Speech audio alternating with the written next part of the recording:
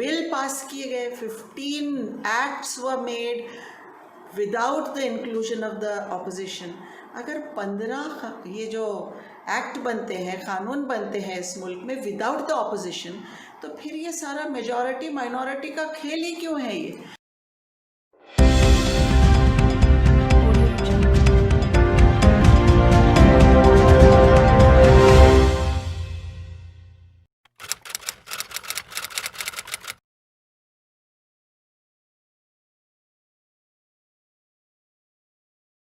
आप सभी का स्वागत है द इंटेलिजेंस मीडिया नेटवर्क में।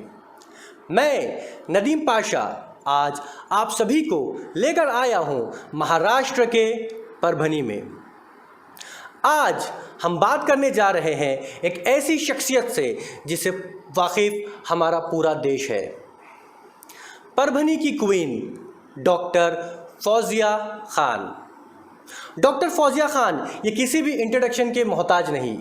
Farmer education minister doctor Fauzia Khan आज हिंदुस्तान के राज्यसभा के मेंबर ऑफ पार्लियामेंट है। आज हमारे द इंटेलिजेंट टॉक में हम स्वागत करते हैं परभनी की क्वीन से, जो कि है डॉक्टर फौजिया खान।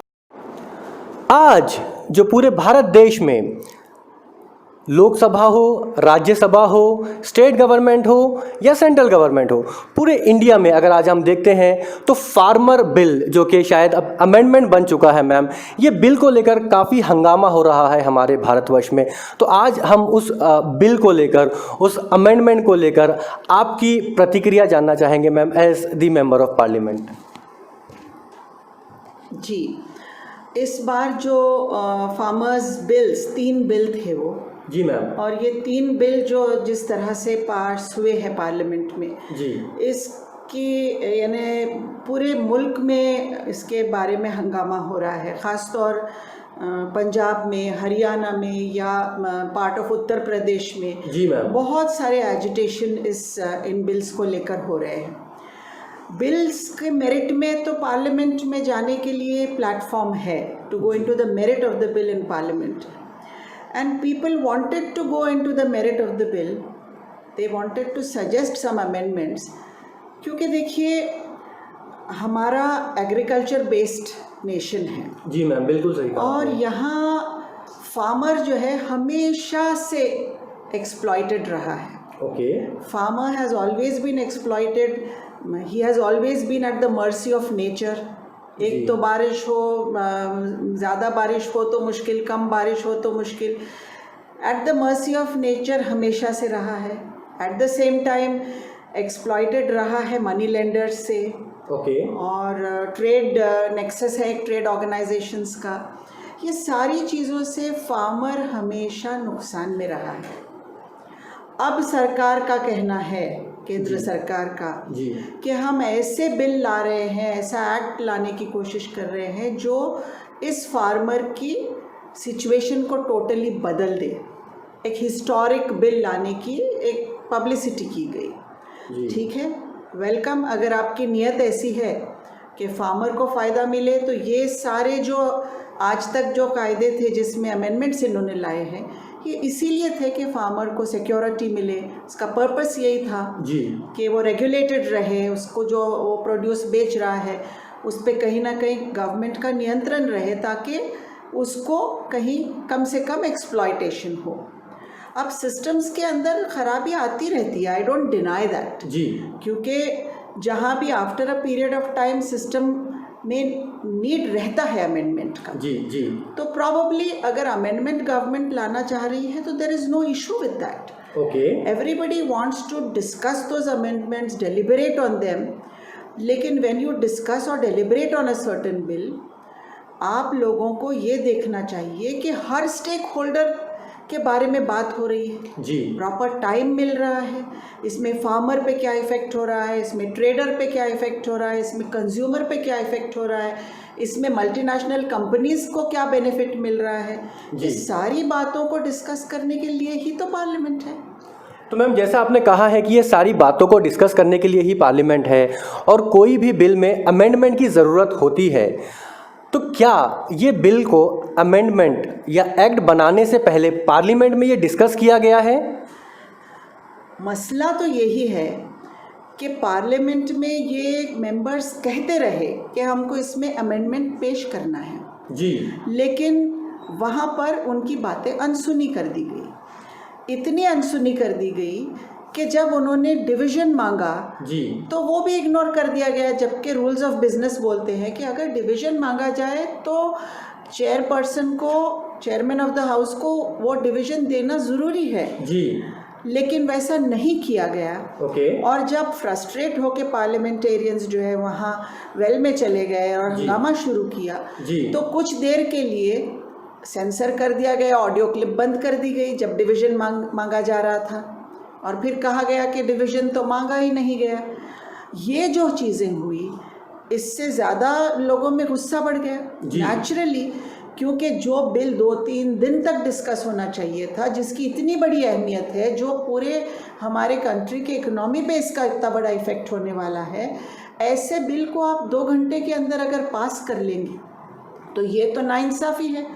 क्योंकि अब देखिए बहुत सारे एक्सपर्ट्स हैं इस मुल्क में। जी मैम। बहुत सारे ऐसे लोग हैं जो हमारे पंजाब के एक्स CM है जी जी, बादल जी है, पवार साहब है, शरद पवार जी जो 10 साल एग्रीकल्चर मिनिस्टर रहे हैं और फार्मर्स को इन्होंने एक न्यू विजन दिया है इस कंट्री के। जो फार्मर जो है जो बोरो करता था जो नेशन खाने के लिए अनाज, उसको सरप्लस बना दिया गया वो उनके टेन्योर में, और आज हमारा नेशन ने ग्रेन्स एक्सपोर्ट करता है इतनी बड़ी क्वांटिटी में।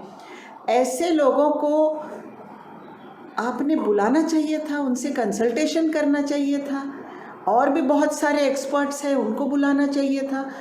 अगर इस पर डेलिब्रेशन और डिस्कशन जितना उसका ड्यू इम्पोर्टेंस है उसको दिया जाता तो शायद हम एक ऐसा बिल ला पाते जो सबके फ़ायदे का है। लेकिन आज जो है जहां हर बार फार्मर ये बोलता है कि मेरा मिनिमम सपोर्ट प्राइस क्या है, मुझे उसका अश्योरेंस मिले जी, तो वो मिनिमम सपोर्ट प्राइस का अश्योरेंस हमको कहीं भी इस बिल में नज़र नहीं आया। बाहर जाके पार्लियामेंट के बाहर अगर कुछ MSP डिक्लेयर कर दी गई जी, तो दैट हैज़ नो वैल्यू। जब तक आप उसको पार्लियामेंट में इस बिल का हिस्सा नहीं बनाते हैं तब तक फार्मर को ये लीगल अश्योरेंस कैसा रहेगा कि उसके हर प्रोड्यूस को मिनिमम सपोर्ट प्राइस मिलेगी। नहीं तो फिर वो तो कहीं भी एक्सप्लॉइट होगा। बिल्कुल सही कहा मैम आपने। जैसे कि हमारा जो देश है ये किसानों का देश कहा जाता है। आपने कुछ देर पहले हमारे फॉर्मर कृषि कैबिनेट मिनिस्टर, हमारे भारत देश के राष्ट्रवादी सुप्रीमो शरद पवार जी के बारे में भी कहा कि उनके कार्यकाल में किसानों को बहुत ज़्यादा फ़ायदा पहुंचाया गया था। और अगर आज हमें ये लगता है कि ये जो बिल आया है, कृषि बिल आया है, जो अब अमेंडमेंट बन चुका है, जो बहुत जल्द कानून बनेगा, एक्ट बनेगा, अगर ये कहीं ना कहीं किसानों के फ़ायदे के लिए है, कहीं ना कहीं ये किसानों के हित के लिए है, तो जो हमारे अकाली दल के जो नेता है, जो कैबिनेट मिनिस्टर थे फूड प्रोसेसिंग के, मिस बादल, इन्होंने जो अपना अलायंस था NDA के साथ अकाली दल का, इसको क्यों तोड़ दिया मैम? इस बारे में अगर आप हमारे व्यूअर्स, हमारे सब्सक्राइबर्स को कुछ कहना चाहेंगे मैम। देखिए, ये एक्ट बनने वाला नहीं है जी, एक्ट बन चुका है।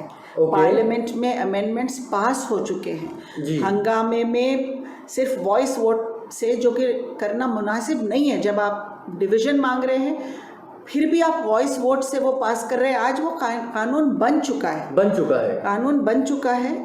और जो अकाली दल है या जो पंजाब के लोग हैं, हरियाणा के लोग हैं, और भी बहुत सारे स्टेट्स के लोग हैं, इनका मानना है कि this act is encouraging hoarding and a trading nexus.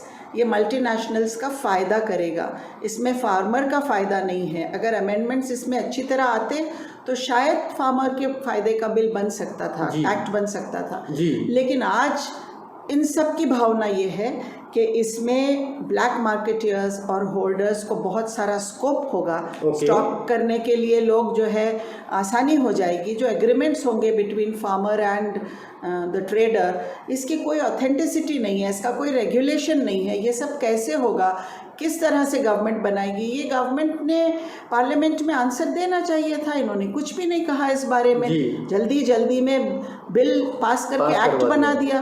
तो इसलिए आज रस्तों पर किसान हैं जी, और मिनिस्टर्स जो है वो रेजिग्नेशन दे रहे हैं, और हर तरफ इसके बारे में एक गलत फहमी फैला दी गई है। भले कितनी भी आप पार्लियामेंट की ये बात कह दे कि जो है ये लोगों ने हंगामा किया, ये लोगों ने गलत काम किया।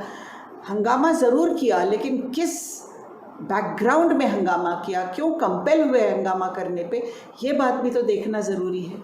मैम, हमने हंगामे के बारे में जब सुना तो हमने ये सुना कि जब हंगामा हो रहा था, जब अपोजिशन पार्टी हंगामा कर रही थी, तो हंगामा होते हुए सारा सेंसर, मैं ये कहना चाहूँगा कि सारा जो चैनल था, जो टेलीकास्ट था, जो ब्रॉडकास्ट था, वो शुरू रखा गया था, और जब सफाई देने की बारी आई तब उसको सेंसर कर दिया गया। तो राज्यसभा टीवी को, जो कि एक नेशनलाइज लाइव चैनल चलता है जहाँ पे पूरी भारत की जो जनता है इसको लाइव देखती है, उसको सेंसर करना डेमोक्रेसी में कैसा है? हम भी देख रहे थे वहाँ पर कि जहाँ जब ये डिमांड किया जा रहा था कि डिवीज़न होना चाहिए, उस वक्त ऑडियो यानी हम लोग राज्यसभा चेंबर में थे हम सब, क्योंकि इस वक्त कोविड की वजह से कुछ मेंबर्स राज्यसभा चेंबर में बिठाए गए थे, कुछ राज्यसभा की गैलरी में बिठाए गए थे, कुछ लोकसभा के चेंबर, पेंडेमिक के चलते सोशल डिस्टेंसिंग मेंटेन करने के लिए। तो हम जब नॉर्मली हमारी सीट लोकसभा चेंबर में थी, लेकिन हम भी राज्यसभा चेंबर में आ गए थे, ये सब गड़बड़ हो रही थी, इसलिए तब हमने देखा कि राज्यसभा पे जो कैमरा होना चाहिए जहाँ पर ये सब हो रहा है, वहाँ से हटाकर लोकसभा सिर्फ दिखाई जा रही थी। तो ये जो फोकस है ये उस समय हटा दिया गया, ये दिखाया नहीं गया। लेकिन कुछ लोगों ने वहाँ रिकॉर्डिंग कर ली, जो मेंबर्स थे, हालांकि मना है रिकॉर्डिंग करना, लेकिन तब भी जो कुछ हो रहा था वो रिकॉर्ड कर लिया गया और बहुत सारे वो क्लिप्स वायरल भी कर दिए गए। ये सब डेमोक्रेसी के लिए बहुत ही हार्मफुल है। और अगर हमारी इसी तरह बिल्स, देखिए जब ऑपोजिशन ने बॉयकॉट कर दिया, जब ऑपोजिशन ने कहा कि अब हम पार्टिसिपेट नहीं करेंगे, अगर हमारे जो 7-8 सदस्य हैं उनको आप अगर फिर से सस्पेंशन वापस नहीं लोगे, तो उनके सपोर्ट में सारा ऑपोजिशन बाहर चला गया। उन्होंने बाहर जाके एजिटेशन शुरू कर दिया। लेकिन at that time 15 bill pass किए गए, 15 acts were made without the inclusion of the opposition. अगर 15 ये जो एक्ट बनते हैं, कानून बनते हैं इस मुल्क में विदाउट द ऑपोजिशन, तो फिर ये सारा मेजॉरिटी माइनॉरिटी का खेल ही क्यों है? ये डेमोक्रेसी का मीनिंग ही कुछ नहीं रहा कि जो बिना ऑपोजिशन के आप पास कर ले रहे हैं। तो यहाँ इन्होंने कुछ ना कुछ करना चाहिए था, या डिस्कशन अलाउ करना था। ठीक है, हम 2 दिन लेते हैं, हम 3 दिन लेते हैं डिस्कशन, व्हाई द हरी? ये अनडेमोक्रेटिक है। डेमोक्रेसी को अगर इसी तरह चलता गया पार्लियामेंट में, तो very soon there will be no democracy left in the nation. हमारे साथ बात करने के लिए द इंटेलिजेंट टॉक में, द इंटेलिजेंस मीडिया के थ्रू हमारे भारतवर्ष की जो जनता है उनको संबोधित करने के लिए आज हमारे साथ थे क्वीन, एक ऐसे क्वीन जिससे आप सभी वाकिफ़ हैं। मैं शुक्रगुजार हूँ हमारे सारे व्यूअर्स का हमारे साथ बने रहने के लिए, और मैं शुक्रगुजार हूँ डॉक्टर फौजिया खान का कि उन्होंने इस फार्मर बिल को लेकर, जहाँ पे आज पूरे हिंदुस्तान में जिसको जलता बिल कहा जा रहा है, जो अमेंडमेंट एक्ट बनने की कगार पे है, जिसको डिस्कस किया जा रहा है, अपनी प्रतिक्रिया देने के लिए मैं डॉक्टर फौजिया खान का शुक्रिया अदा करना चाहता हूँ। हमारे सारे व्यूअर्स का मैं शुक्रिया अदा करना चाहता हूँ। द इंटेलिजेंस मीडिया नेटवर्क के साथ बने रहने के लिए धन्यवाद।